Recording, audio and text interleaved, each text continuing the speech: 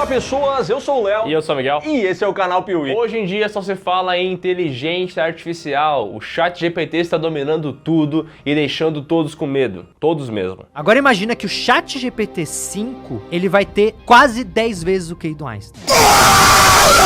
Mas se tem uma coisa que esses robôs ainda não conseguem fazer, é apontar uma arma pra sua cara e falar: vivo ou morto, você vem comigo. Dead or alive, you are coming with me.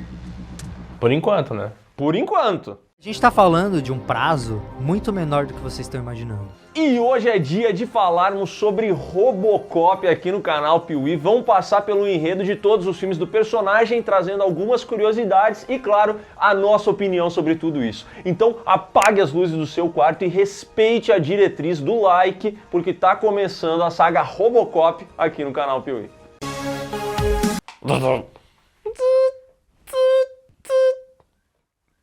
É um ator, né? Não adianta.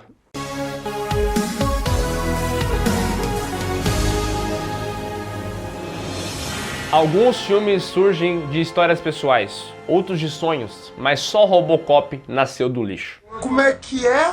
Nos anos 80, o jovem Edward Neumeier, que é o primo do Oscar, estava trabalhando na produção de Blade Runner. E ele estava mexendo nos lixos ali, organizando as cenas, quando ele disse que teve um insight, ele teve um pensamento e chegou à conclusão: imagina um mundo onde os androides fossem a força policial. Em paralelo, outro cidadão chamado Michael Miner teve uma ideia um pouco parecida. E quando esses dois caras descobriram que eles estavam escrevendo mais ou menos sobre a mesma coisa, eles viraram inimigos mortais. Pra quê? Porque eu vou te moer na porrada. Não, mentira. Eles se uniram e juntos conseguiram fazer um roteiro que era considerado uma grande promessa. Não à toa, ele foi rapidamente vendido para Orion Pictures, que olhou para aquilo lá e falou: cara, tem que ser alguém muito bom para dirigir isso aqui. Então ela ofereceu a direção de Robocop aos maiores diretores dessa época. E todos eles, ao lerem o roteiro, negaram sem pensar duas vezes. Então o jeito foi ir para alguns nomes mais acessíveis. E foi assim que a Orion Pictures chegou em Paul Verhoeven, o holandês que aí sim viu o roteiro e falou: nem pensar, eu dirijo essa palhaçada aqui.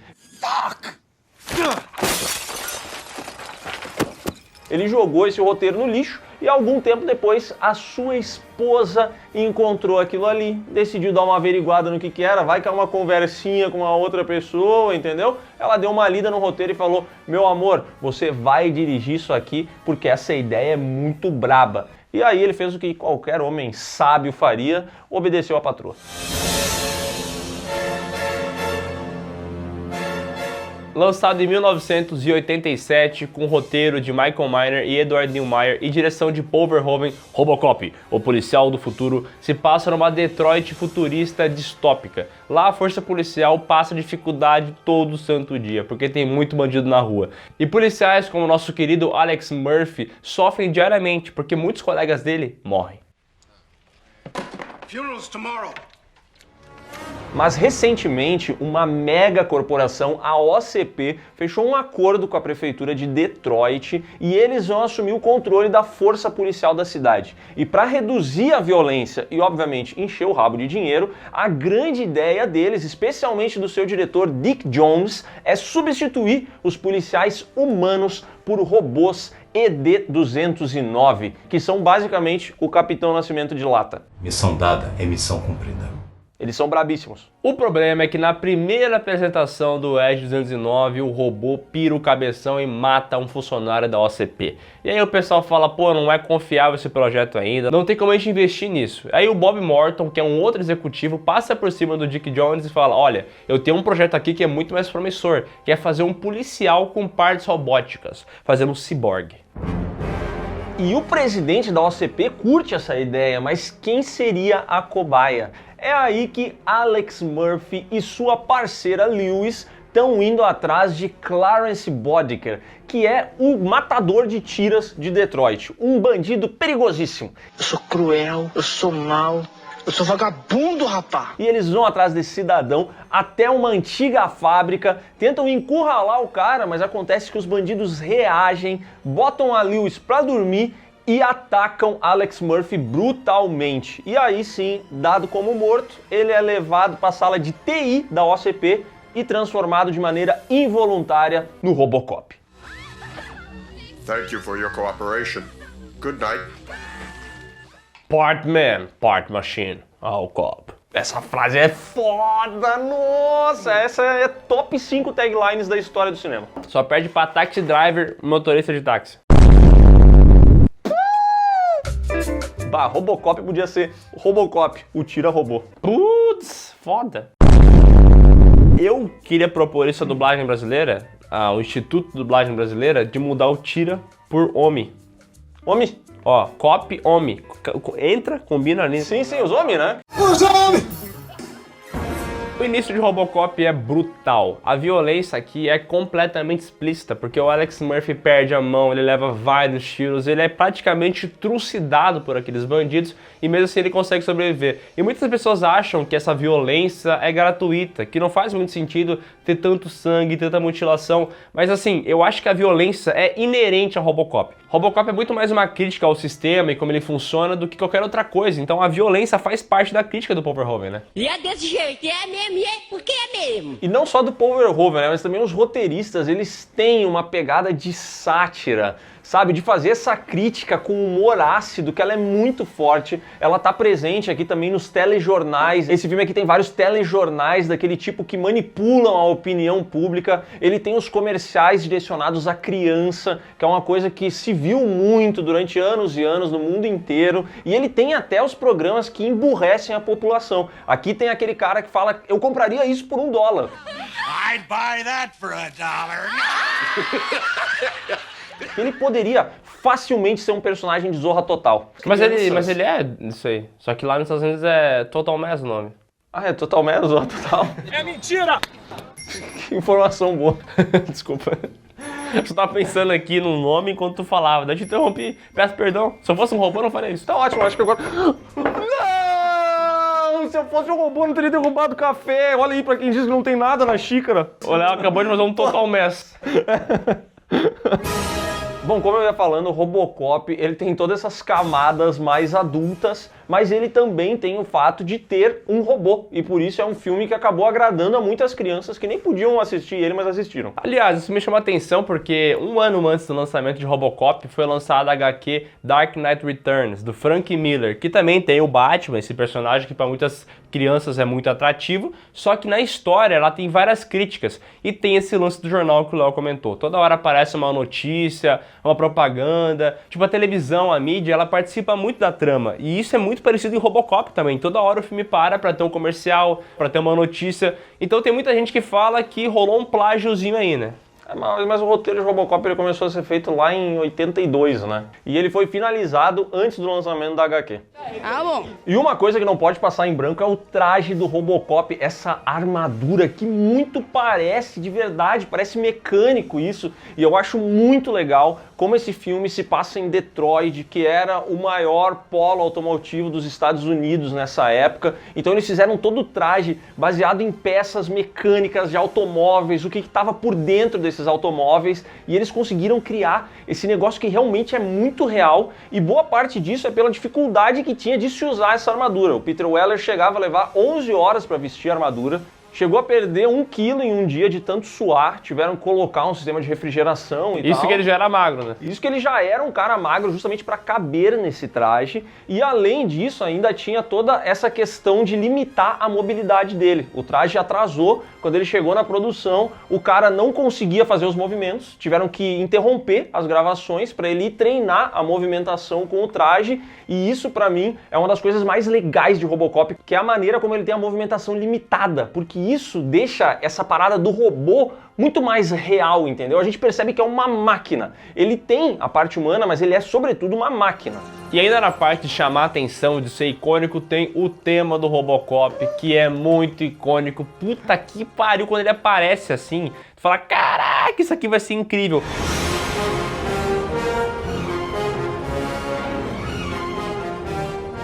Então o Robocop é esse filme que também é muito um símbolo dos anos 80, né? Que é o cinema feito de maneira prática, esse tema muito marcante, a parte iconográfica, que é botar esse personagem que tem um visual muito memorável. Robocop é um ícone e funciona muito bem assim. Um homem, uma máquina, uma besta enjaulada com ódio. Ao virar Robocop, o Murphy acaba perdendo boa parte da humanidade dele, porque ele praticamente vira um robô. Ele realmente é um ciborgue, um humano com partes robóticas, mas o cérebro dele não é mais o dele. Então ele não tem mais aquilo que faz ele ser ele. Então ele só tem diretrizes a seguir, e elas são defender o povo, proteger inocentes e cumprir a lei. E esse que ele faz na sua primeira noite de trabalho, entendeu? Ele começa a andar por Detroit com um tema maravilhoso tocando no fundo, procurando um crime para resolver. E aí ele vai num mercadinho, ele impede assalto. E outra coisa, tá? Esse mercadinho, pra impedir o assalto, ele quebra o mercadinho inteiro. E pra mim, isso não é não proposital. Isso foi, tipo assim, olha, a força policial até resolve teus problemas, mas também vai arregaçar todo o teu mercado, é isso aí. Críticas sociais fodas. E isso fica provado logo depois, quando ele encontra uma mulher sendo abusada por um cara, ele simplesmente castra o cidadão, porque é assim que se resolve o crime com tecnologia, mas ele estragou a saia dela. E aí? Faz ele.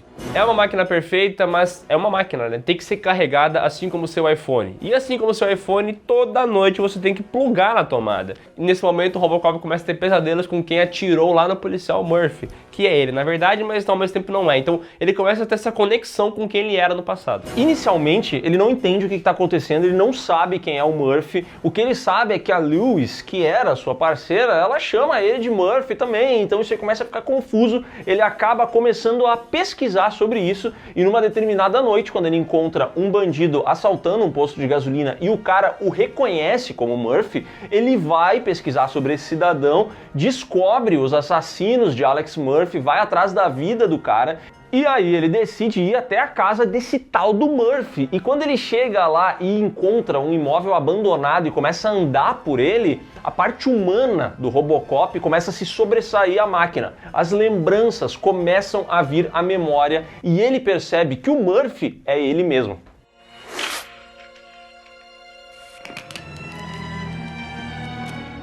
Em paralelo a isso, é importante falar que o Bob Morton conseguiu a confiança do diretor da OCP e o Dick Jones ficou muito bravo com isso, porque o projeto dele foi ignorado. Então o Dick Jones manda uma mensagem lá para esse bandido que é matador de policial e fala: ô meu irmão, temos que dar um susto lá no Bob Morton, porque ele não pode mais ganhar relevância dentro da OCP. E o que esse bandido faz?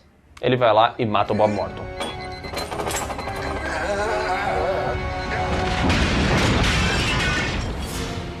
E assim, apesar de ter momentos maravilhosos de ação nesse filme, muito tiroteio, explosão, efeito prático, vidro quebrando, Robocop é muito mais do que isso, porque essa parte do texto, do policial que não lembra quem ele é, do conflito humano, dele perder a família, dele virar outra coisa, dele ser utilizado, da crítica ao sistema, Robocop tá lotado de camadas, e é por isso que isso aqui é um filme muito maior do que, por exemplo, um Stallone Cobra da vida, que também tem a ação, só que o texto é muito raso, né?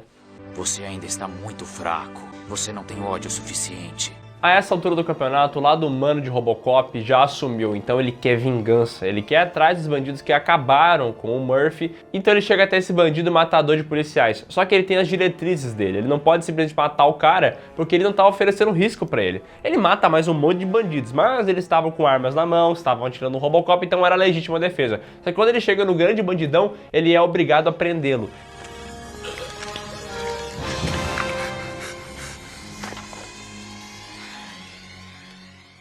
Ele prende o cara e arranca dele uma confissão, falando do envolvimento do Dick Jones. E aí, sabendo que Dick Jones está envolvido em todo esse merdel, é um cara dentro da OCP, tem contato com o marginal, ele vai até a empresa para poder prender esse cidadão. Só que quando ele chega lá, ele tem um piripaque do Chaves.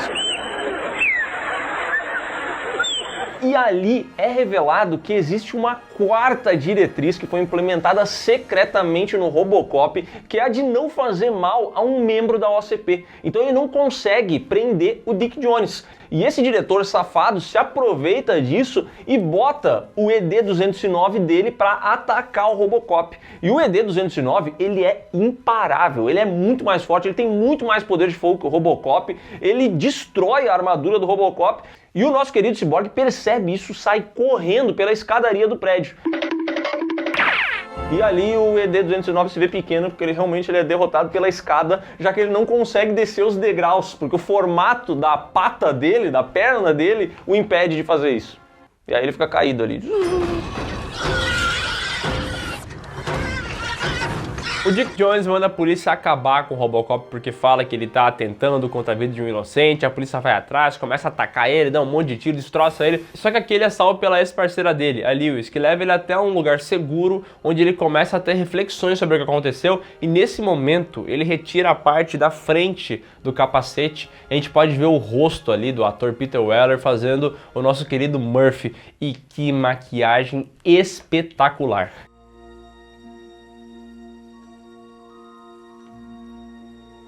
Cara, essa maquiagem é muito foda e todo mundo queria, porque queria que o Paul Verhoeven gravasse isso no escuro, para que não aparecesse as imperfeições da maquiagem. Só que essa maquiagem não tem imperfeições, ela é perfeita, cara, ela é impressionante e é assim, realmente a imagem que o Robocop traz em vários momentos, ela é muito chocante. Seja quando o Murphy perde uma mão, seja quando a gente vai ver essa maquiagem, sabe? São momentos que eles ficam na nossa memória porque eles são tão bem executados e eles são tão crus, tão pesados, sabe? Que é uma parada que, putz, é impossível esquecer. Cinema.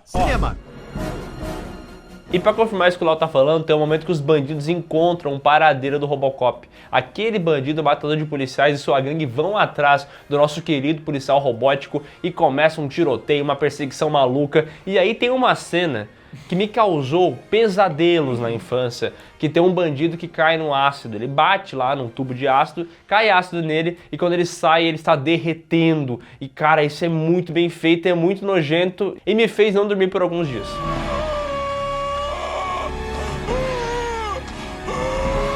E tudo que é ruim pode piorar, então logo depois ele vai acabar sendo atropelado, vai virar mingau ali em cima de um para-brisa e essa perseguição toda vai continuar. A Lewis vai ajudar o Robocop matando um dos bandidos, mas ainda assim eles conseguem jogar um monte de ferro em cima do Robocop, fazendo ele parecer um carro que saiu do Lata Velha.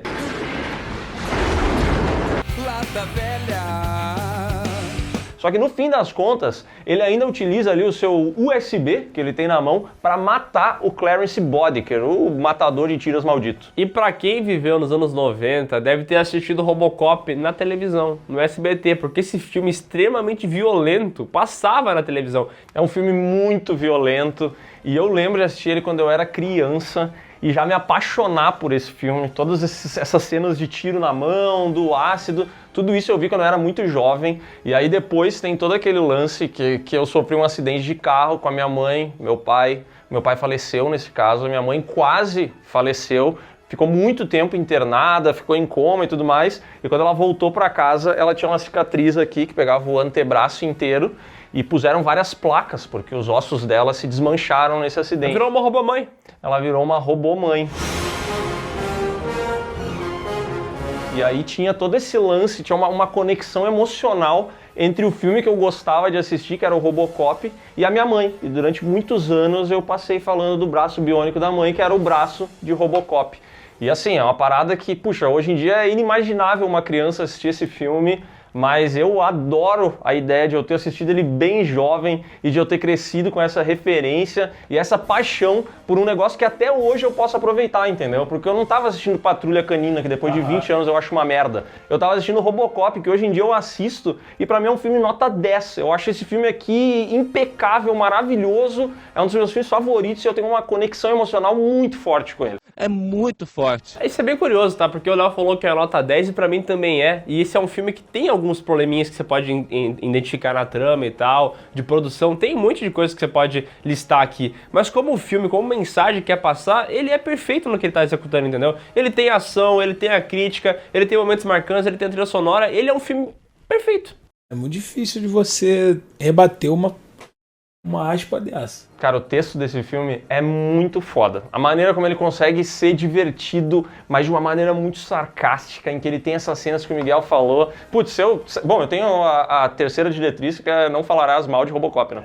Inclusive, já perdeu muita amigo por causa disso, né? Já. O Pee-wee tinha um terceiro integrante no início, que não apareceu em nenhum vídeo postado, mas estava num vídeo piloto que a gente fez. Só que nesse vídeo piloto, ele falou mal de Robocop. Ah, e aí eu não tive o que fazer, né? Eu falei, vivo ou morto, você vai sair dessa porra. E ele morreu. E morreu. Mas para confirmar que esse filme é nota 10, vem o final. Porque depois de sair dessa situação, o Robocop vai até a OCP para dedurar o Dick Jones e fazer esse cara ser preso, entendeu? Ele chega lá na sala de diretoria e fala: ó, o vídeo aqui que mostra a ligação entre Dick Jones e um matador de policiais, ele encomendou a morte do Bob Morton, vocês têm que acabar com esse cara. E aí o pessoal fala: tá, pode prender ele. Só que tem um problema, porque essa quarta diretriz impede que o Robocop faça alguma coisa com o Dick Jones. E aí vem um dos momentos mais épicos da história do cinema, uma solução de roteiro genial, tá? Porque o Dick Jones pega o presidente da OCP, aponta a arma pra cabeça e nesse momento o presidente da OCP fala: Dick, you're fired! Thank you. O cara demite o diretor e a partir desse momento o Robocop pode dar um tiro nesse cidadão e jogar ele pra fora do prédio. Não, e transformar ele num boneco de posto. Um boneco de posto voador. Mas, cara, olha que solução genial de roteiro, e a gente vai ver em 2014, no Robocop do Padilha, como esse momento, feito de uma maneira clichê, poderia ser uma merda. Mas aqui ele é genial essa parada. E só pra completar a genialidade dessa cena, tem um momento que o presidente da OCP agradece ao Robocop pelo que ele fez e pergunta qual que é o nome dele. E aí ele fala: Murphy. Nice shooting, son. What's your name? Murphy. Cara, a última palavra do filme é justamente toda a virada do personagem. Ele recuperou a humanidade dele, cara. É foda. Isso é muito foda. E aí vem a parte da edição que pra mim é muito foda, que é claramente uma crítica do Paul Verhoeven, ou de quem tava escrevendo o filme, que ele fala que o nome dele é Murphy, só que vem um lettering Robocop, porque no final das contas, ele ainda vai ser controlado pela polícia, sabe? Murphy.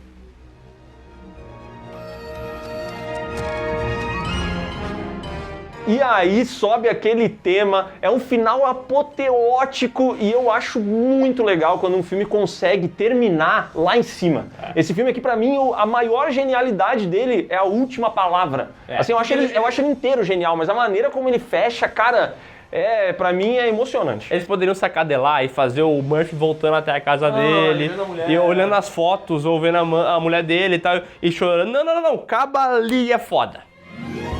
Robocop custou 13 milhões e faturou 53 nas bilheterias. Mas é importante falar que ele fez mais 25 milhões no home video, então ele lucrou bastante. E as críticas foram bem positivas. Claro que na época teve pessoas que acharam estranho o tom do filme, a violência que era exagerada, as pessoas achavam até que não era muito necessário isso, mas com o passar do tempo, todo mundo entendeu que esse filme aqui, ele tem que ser assim, e do jeito que ele foi feito, é perfeito. Perfeição.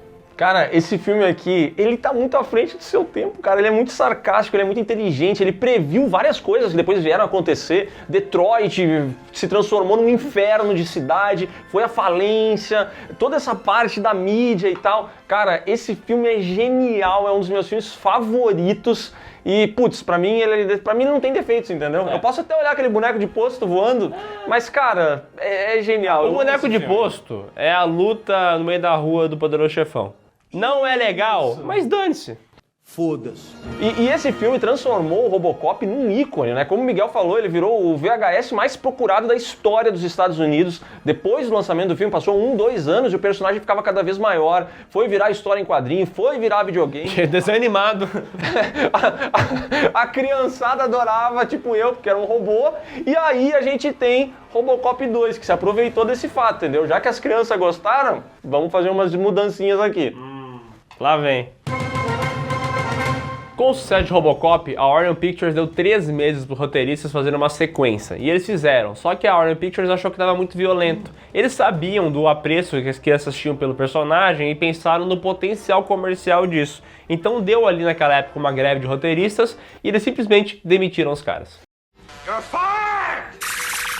E quem entrou no lugar desses dois foi ninguém menos do que Frank Miller, um dos mais renomados autores de HQs da história, o cara responsável por Cavaleiro das Trevas, várias edições muito bem sucedidas de Demolidor, Sin City, criador de 300 de Esparta, enfim, um cara gigantesco que queria marcar o seu nome no cinema tal qual ele havia marcado nas HQs. E veja só, ele conseguiu, só que não de maneira positiva, e sim de maneira negativa. O roteiro do Frank Miller foi considerado infilmável Marvel pela Orion Pictures, que falou pra ele que algumas coisas que funcionam nos quadrinhos, elas não funcionam quando elas precisam ser gravadas, entendeu? E aí eles chamaram uma pessoa pra reescrever esse roteiro e também pra dar aquela amenizada no tom, deixar ele um pouco mais palatável pra criançada.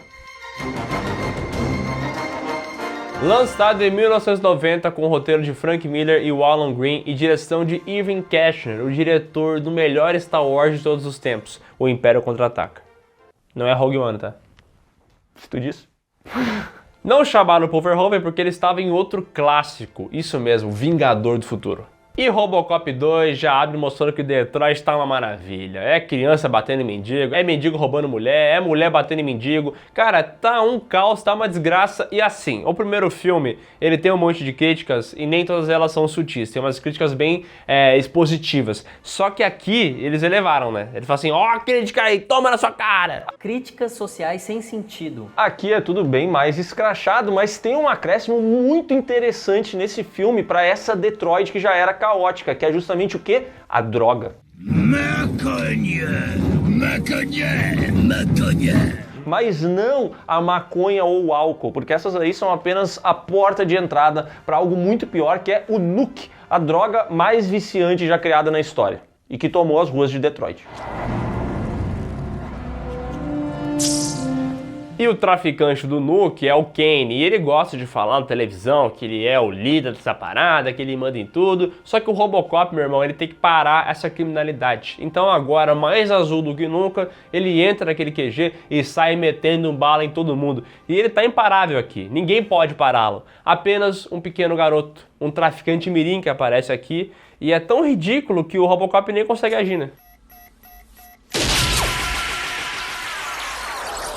O Robocop ele olha, ali tem o Guguzinho na frente dele e ele fala, cara, não posso atirar numa criança, não posso fazer mal a esse traficante mirim. E aí o Guguzinho atira no Robocop e todo mundo foge dali, deixando o Robocop mais parecendo uma geladeira.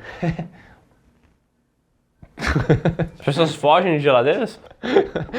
Nesse caso ninguém queria essa geladeira. Caralho, nada a ver. O primeiro Robocop tinha a parte da imagética que a criança ia gostar, do bonequinho e tal, só que ele era um filme adulto, o texto era adulto. E aqui em Robocop 2 tem esse traficante mirim, o Guguzinho, que, pô, é muito idiota, né? Não tem como levar a sério esse negócio. É impossível ser levado a sério. E esse filme aqui tem várias coisas que tiram a gente da história, sabe? A própria armadura do Robocop, que aqui tá azul, eu não sei por que eles fizeram isso, é uma armadura de fibra de vidro, que era pra ser muito melhor, mas, cara, ele parece de plástico azul, entendeu? E pra mim, o Irving Kershner é um diretor muito pior do que o Paul Verhoeven, me desculpa, tá? Mas ele é muito pior, e ele consegue botar o Robocop em algumas situações que fica ainda mais ridículo, tipo ele erguendo o bandido pelo nariz e fazendo algumas poses que não rola, ele grava algumas coisas abertas que transforma a movimentação do Robocop em uma parada extremamente tosca, entendeu? Eu acho que o Irving Kershner é um bom diretor, só que ele é um cara que funciona muito com o roteiro. Ele não é aquele cara inventivo que consegue pegar um roteiro ruim e transformar em algo muito bom. E o roteiro desse filme aqui, ele é todo capenga. Ele tem muita coisa, é a trama do traficante mirim, é a trama da OCP, é a trama do Murphy, que a gente vai ver depois. Ele tem um monte de coisa, o filme não sabe pra onde ele quer ir, entendeu? E esse filme tem uma memória curtíssima, porque a parada da humanidade do Murphy, aquele final, entendeu? O Murphy virou humano. O que a gente tem que fazer agora na continuação? Quem sabe vamos fazer ele se reaproximando da família, vamos ver o que aconteceu depois disso. Esse filme aqui não, ele mostra o Murphy indo até a casa, olhando pra ex-mulher dele, aí ele encontra com ela, fala, o Murphy morreu. Your husband is dead. Pronto, o filme esquece que ele tem qualquer tipo de vontade humana e a partir disso ele volta a ser um filme com o Robocop normal, como foi o início do primeiro. Ele é um filme bem esquizofrênico, né? Ele não sabe pra onde ele tá indo. A evolução do personagem no primeiro filme é totalmente descartada. Até parece, tá ligado, a série da Wanda e depois o Doutor Estranho no Multiverso da Loucura, que eles esquecem completamente o que aconteceu com a personagem. É tipo isso. Quando eu tô muito doido, eu não me controlo. Na parte política que eu comentei antes, tem aqui Detroit sendo oprimida pela OCP, porque a OCP é essa grande empresa que provia tudo para a cidade, era saúde, segurança, moradia, e aí a dívida começou a ficar muito grande. A prefeitura não conseguia mais pagar a OCP, e a OCP falou o seguinte, ó, vou pegar a cidade para mim, vou transformar em Delta City e vou mandar essa bagaça. É a famosa privatização. Será privatizado, sim. E a OCP começa a preparar o Robocop 2, que é quem vai monitorar as ruas de Delta City. Só que o problema é que todos os cobaias acabam enlouquecendo e se matando no meio desse rolê. E é aí que entra a nova personagem, a psicóloga Doutora Fax, que é da OCP, e ela sugere que em vez de eles ficarem tentando com policiais e tudo mais, eles deveriam pegar um criminoso que está no corredor da morte e botar ele vestido de robô. A ideia é muito ruim. Ela decide que a melhor ideia é pegar um assassino perigosíssimo e botar ele dentro de uma armadura que o torna invencível. Essa ideia não é uma bosta completa? Essa ideia não faz sentido nenhum. Bicha burra. Tá muito burra. Enquanto isso, Robocop descobre que tem um policial viciado em nuke e por causa desse policial ele descobre o paradeiro do esconderijo lá dos drogados. Ele chega lá e mostra que estratégia não é o forte do Robocop, porque ele chega que nem um alvo andando assim, estão aqui galera, e começa um tiroteio e vou dizer uma coisa, tá? Aqui ele é arregaçado.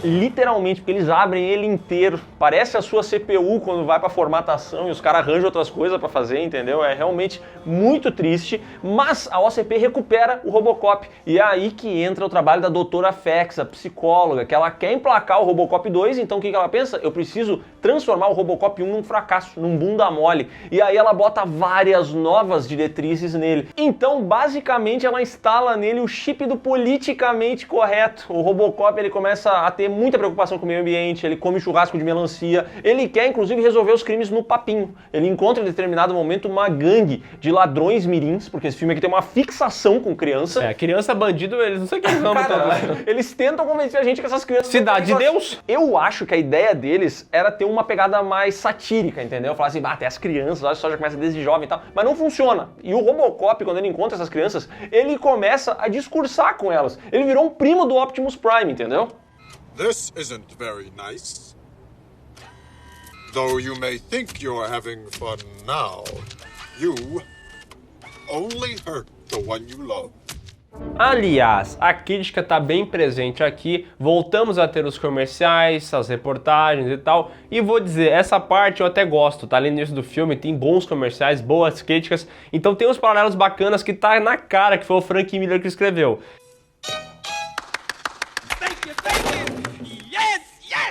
Tá legal, mas assim, a trama principal do filme não é boa, né? O Robocop leva uma comida de rabo da parceira dele, a Livros, que fala que ele tá estranho, e aí, graças à ajuda do roteiro, o Robocop tem essa percepção de que tá estranho, mete o dedo na tomada, toma um choque do Lazier, e assim ele volta ao normal. E com as diretrizes do politicamente correto apagadas, ele vai atrás de Kane, o grande... Kane! O grande traficante por trás do nuke. Ele captura o cidadão, prende ele, acha que fez o seu trabalho e é nesse momento que aquela psicóloga, a Doutora Fax, olha aquele bandido, o mais perigoso de todos, tudo estrupiado, e ela fala assim, achei meu Robocop 2. I give you Robocop 2. 1990. CGI. Não tava bom. Mas ainda acharam que era prudente colocar nesse filme aqui. Então esse novo robozinho tem uma tela que sai e aparece o suposto rosto do Kane, com as expressões faciais dele.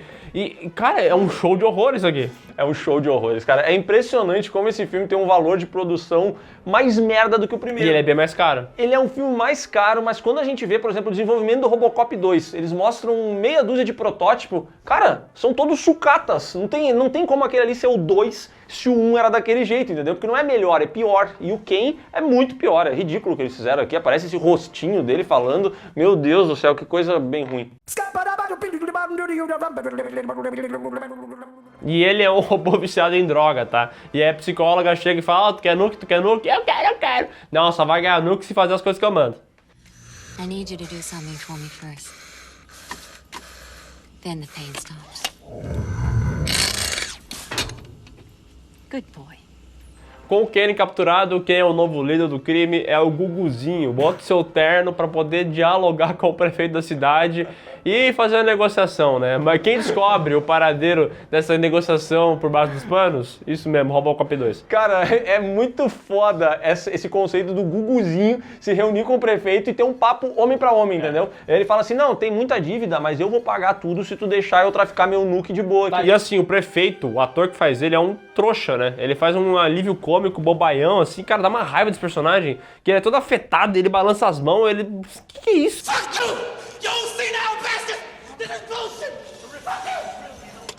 Esse personagem nem tinha que estar aqui no filme, ele é péssimo, ele só aparece pra dizer que ele fez um teleton ali pra tentar pagar a dívida, mas o teleton deu errado, e aí quando ele tá fechando com o Guguzinho, quem aparece? O Ken. O Robocop 2. O Robocop 2, que chega lá, mata o Guguzinho, e o prefeito acaba escapando. O Guguzinho, ele morre ali, e a cena em que depois o Robocop chega ao local... O Robocop 1 chega lá, né? O Robocop 1 chega ao local e encontra ele morrendo, cara, é uma das grandes cenas do cinema. Tocante.